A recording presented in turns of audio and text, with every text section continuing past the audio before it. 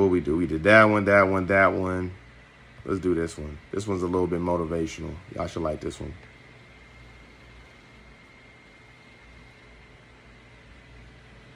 Men don't marry the love of their lives. That's something that women do. Men marry the woman who is there when he is ready. Let me explain. By the way, I'm Taylor Love. Hold on. Let that one breathe for a second. Ooh. Let that one breathe. What he said. Women marry the ones that they love, the love of their life. Men marry the ones that's been there from the jump. We are loyal people. Why do y'all think I've always said, I said this before to y'all, that men are dogs and women are cats. Cats are not loyal like that. On the majority of them, now I'm not going to say all, because there are some cats that are loyal, but majority of cats are not loyal. Dogs are. And they always say, we a dog, we a mutt, right? Baby, I'm a dog, I'm a mutt. Ooh. It's a fact. We're loyal. We're very loyal. We're going to remember who was there from the get-go. And we're going to remember who was there, who wasn't there. So, I mean, there's a quote. That's why we always say, you wasn't with me in the gym. Let that one breathe. Get back to it. Help explain the masculine brain. See that? Thanks so much. If you like that kind of stuff, hit the follow button. One of the biggest differences between men and women is that women live in the realm of emotion, of story, of feeling. Men live in the realm of logic, reason, direction, future planning. A woman will... Very true.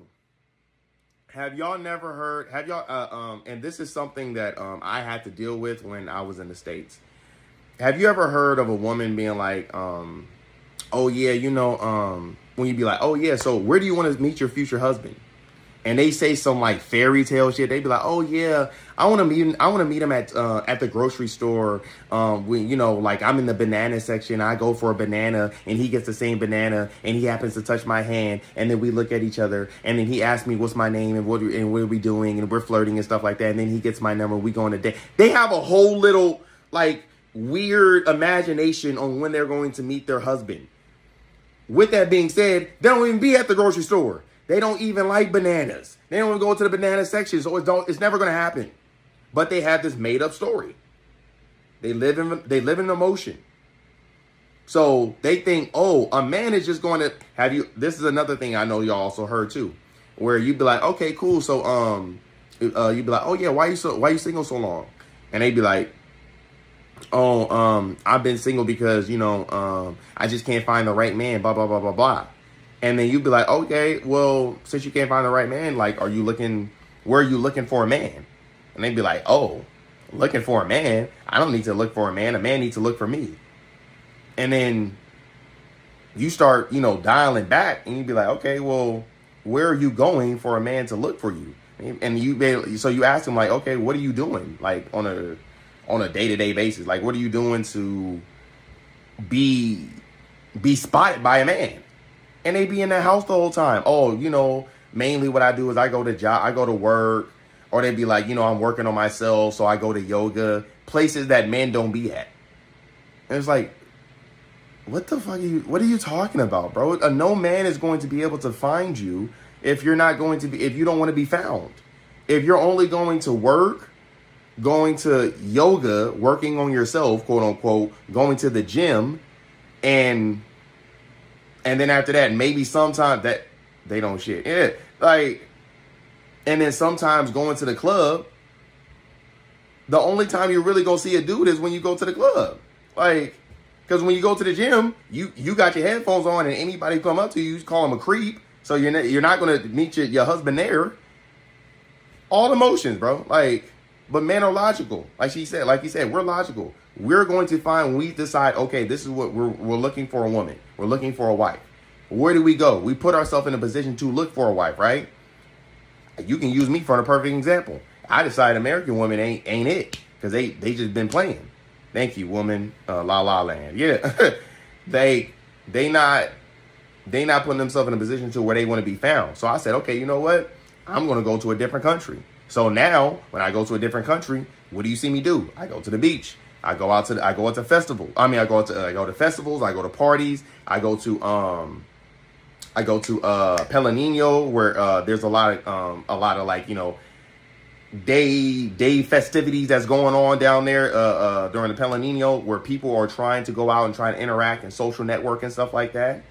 I'm on Tinder, I'm on Bumble.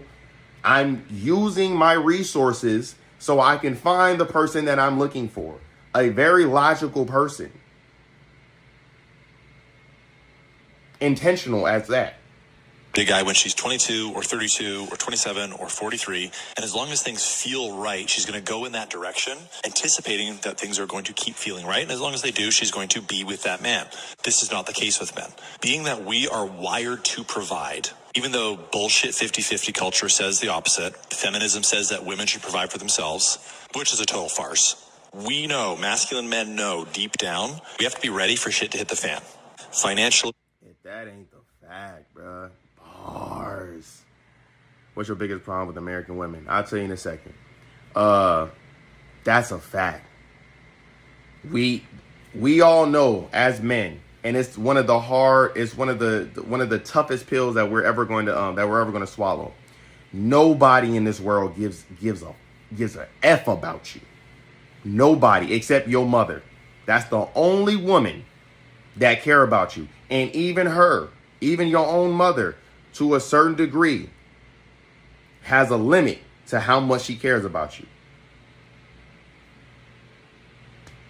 There is no woman that's ever going to be like, oh, like she'll give you the, oh, you're going through a tough time. Not my problem. If you're not financially stable for a woman, it don't care. It don't matter how your time is ticking. I don't care how long you've been in that relationship. The moment she finds out that you cannot financially take care of her, the clock starts of how long she's going to be with you and how long she's going to stay in that relationship with you. It's one of the toughest pills we got to swallow as men, and one of the biggest understandings that we have to it's one of the biggest pills we got to swallow. That a woman loves you conditionally and she doesn't love you unconditionally. The only woman in your life that will ever love you unconditionally is going to be your mother and maybe your daughter. And not maybe. And your daughter. Your daughter will love you unconditionally if you treat your daughter correctly. But even your own wife, your girlfriend, she's not going to love you unconditionally, bro. She's going to love you with conditions. It sucks, but it is what it is. Physically, emotionally.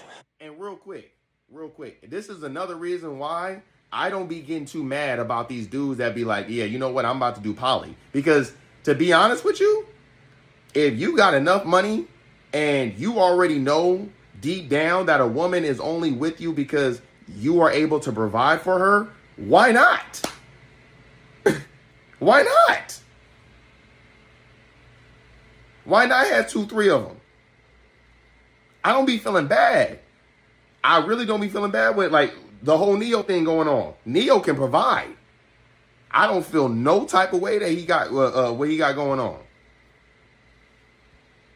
Spiritually, all of the things, and therefore a man is wired by nature to only commit, provide resources, and limit his options sexually when he is in a place that he feels like no matter what happens, I got this. You could be with.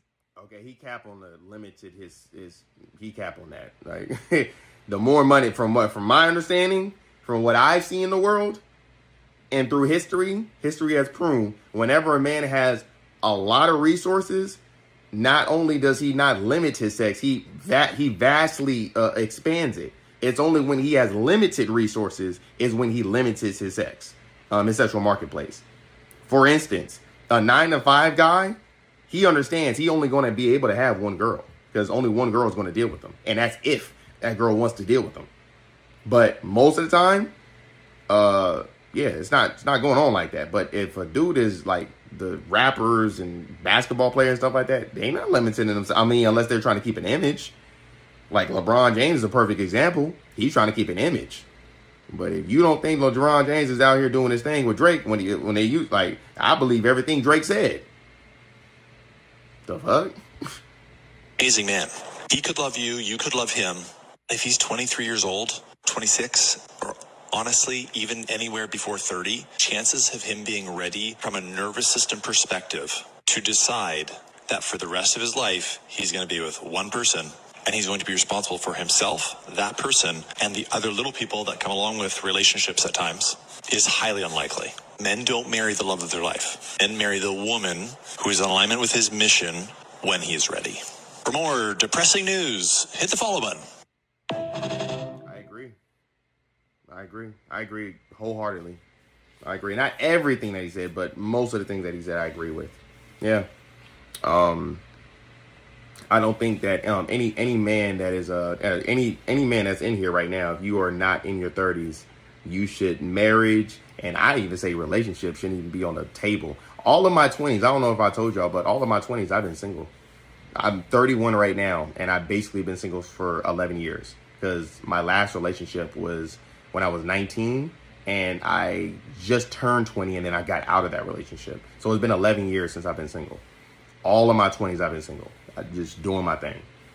It's just now that I'm like, okay, I am actually thinking of now being serious with a girl and getting into a relationship and, thinking about, marriage, kids, all that good stuff. Like, I'm having different conversations now that I used to have when in my 20s. I was never talking about no damn marriage or kids in my 20s. I was barely talking relationship in my 20s. I'm like, bro, I'm outside.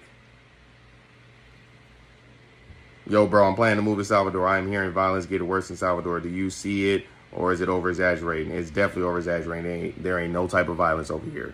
If you stay in the good areas, the tourist areas, Baja, Rio Vermelho, Pituba, Ongina, yeah, you stay over there, you're not gonna worry about nothing, bro. You be alright, trust me. Yeah, and if you rep the Midwest, get a passport. If you're from Detroit, get a passport. If you're from Chi-Town, get a passport.